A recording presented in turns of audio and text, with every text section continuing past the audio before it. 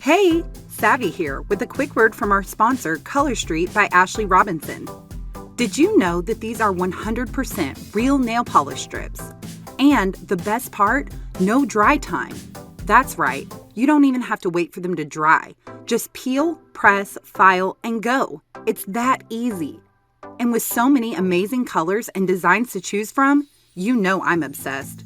Grab yours today. Just click on the link in the description box below. Hi everyone, and welcome back to the show. I am Savvy. And I am Sage. And this is the Savvy and Sage podcast. We are joined today by a wonderful guest, and this is Michelle Smith. Thank you for joining us today. And you're a new school teacher, from what I understand, a second grade school teacher. And this was your first year. So we're going to ask you some questions about your experience. We love to represent women in the workforce on this show. Thank you. I'm so glad to be here. Yeah. Because Awesome. there's more women in the workforce, really, right now, Yes. than there are men. Absolutely. So, you know, you and I have talked before about teaching, and I'm a retired teacher. But this was something that just came out of the blue, because when you were going to college and decided you wanted to be a teacher, you had no way of even fathoming what was going to happen. Before you got your teaching degree. So you are and your first teaching job is during the pandemic, when it was really wild and difficult. First year pandemic teacher. Yeah, That's frightening. I signed my contract on a Thursday and started 3 days later on a Monday. Wow. So I had no idea I was going to start teaching that year. Wow. As you know. Yes. It just happened so fast. Yeah. But luckily it was in a school that I knew, so that was something positive. But nevertheless, it's been difficult. It was a familiar school, but everything that you'd been preparing for was nothing like what actually happened, and everyone else was in the same boat. So it was definitely a roller coaster year for you. So share with us, what was your biggest challenge? Is there anything that just pops in your head? But maybe besides the pandemic, I bet that was your biggest. I bet that was your biggest challenge. The biggest challenge has been just trying to adjust to everything that's happening, because there's just been so many changes so quick. We've changed the form of instruction 3 times this year. So we started virtual, fully virtual, to a hybrid schedule where I saw the students, Group A and Group B, on different days. That was hard to plan for, because I had students who were at home who I weren't seeing, and I had to prepare activities for them, and they are in second grade, so I couldn't count on them to do them or to have any assistance with them. And there's no follow-up. No, and just it's difficult to create activities for students that young, for them to be able to do them by themselves. Just little things like recording yourself, doing the directions, that takes time. So all of those things just take so much time. And then after the hybrid schedule, we went into just a full-on full-time schedule, which was nice in many ways, because I got to see all the students, and that's when I really got to get to know them. But it's hard for second graders and small children to social distance, so that's another challenge. So the challenges have not stopped. Nevertheless, I have a great class and great parents to work with. How about keeping their masks on in the They're class? actually pretty good about that. Okay. Nice. I mean, sometimes they fall off just because their faces are so small, but I think they're That's used kinda to cute. it. No, that's, Like, it is cute. Like, they don't even notice, but I think they're just used to it. Like, they go to the store, they need to wear masks, And they know. Yeah. so they know. So that thankfully that hasn't been a challenge. Yeah. So along those same lines of changes and having to adapt to new career, and especially during the pandemic, what would you say your greatest moment with the students was over the last year? I think the greatest moment, there's been a lot, but I think being in the classroom and just, for me, just learning how to work the classroom and just having the students engaged in something with me have been the greatest moments, because honestly, they're so happy to be there. It was tough for them to do school from home, Right. and just it's a safe place for a lot of students. So Yes, just that's so true. those moments of having all my students just looking at me and I'm doing And they're paying movements with my attention. hands Yeah. and they're so into it. Those have been the greatest moments. Oh, that's Yeah. sweet. I love that. So Gigi has a question. She's just telling me a minute ago. So for people who've never been in a classroom, of course I've been in a classroom thousands of times, they already don't know what teachers have to deal with. And you kind of answered this, but specifically, much less teaching on Zoom.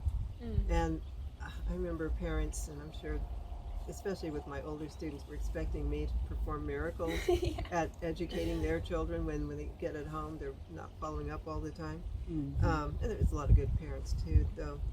How did you engage your students online?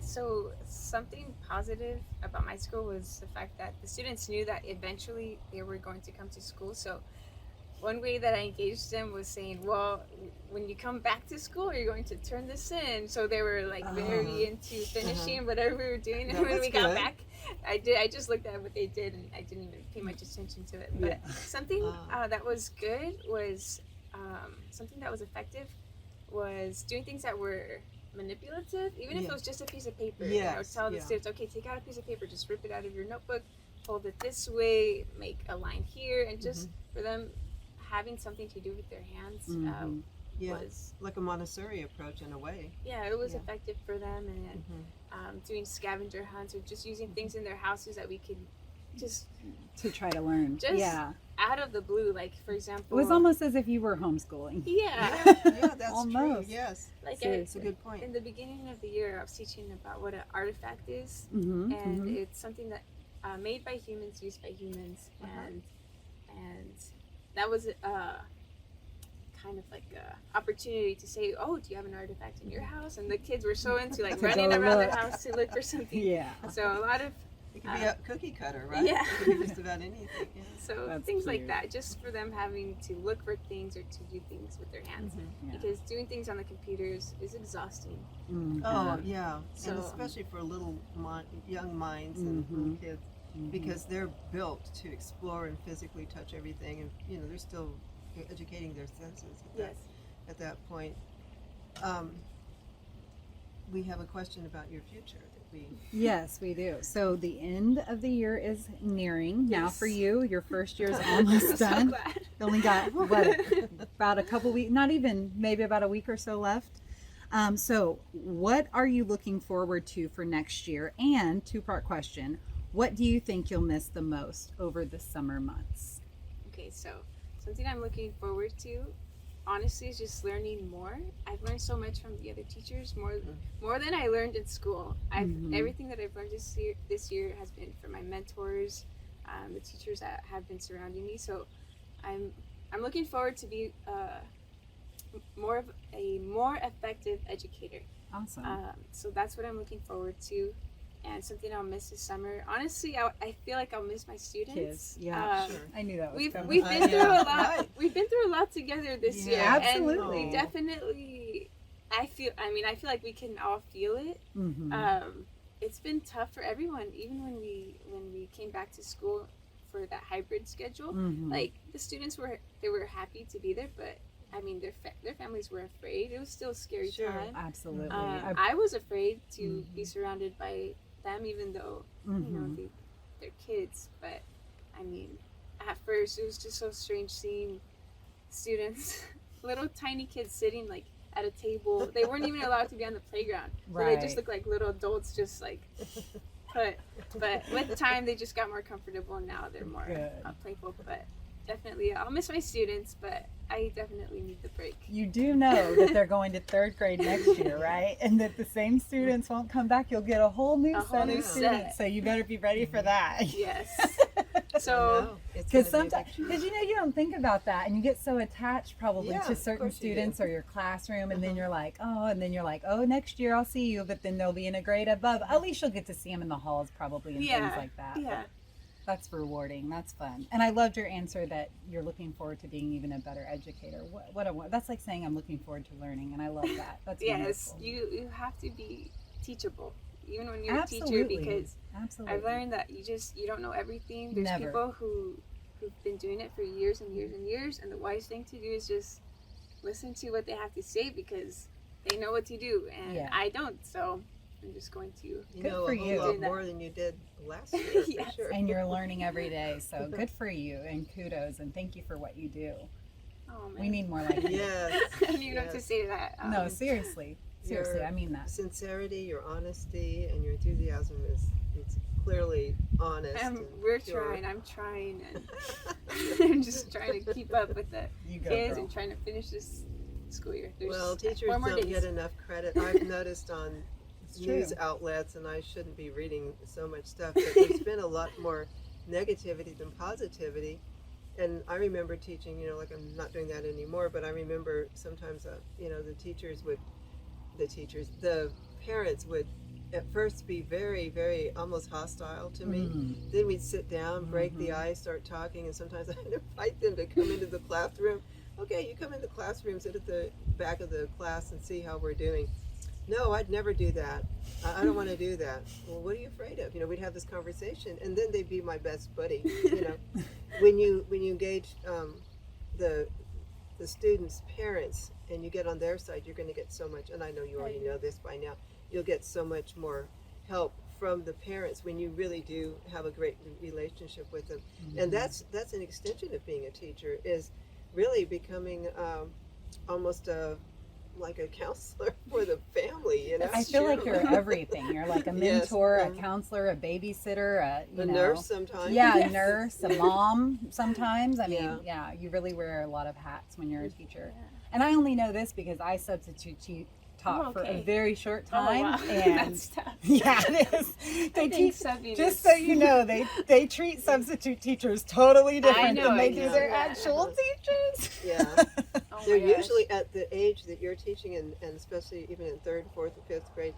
In other words, before they reach middle school, they're actually protective of their main teacher, such Yes. as you. So if you have a substitute, they'll tell that substitute what to do, but they'll be very protective. Let's say, well, Miss Smith does it Doesn't this do way. it this way. Yeah, Yeah, doesn't do it that way. Yeah, she does it this way. Yeah, that's so true. Yeah, and It's really cute. I mean, in our class, we have 3 rules. It's very cute, but it's show respect, make good decisions, and solve problems.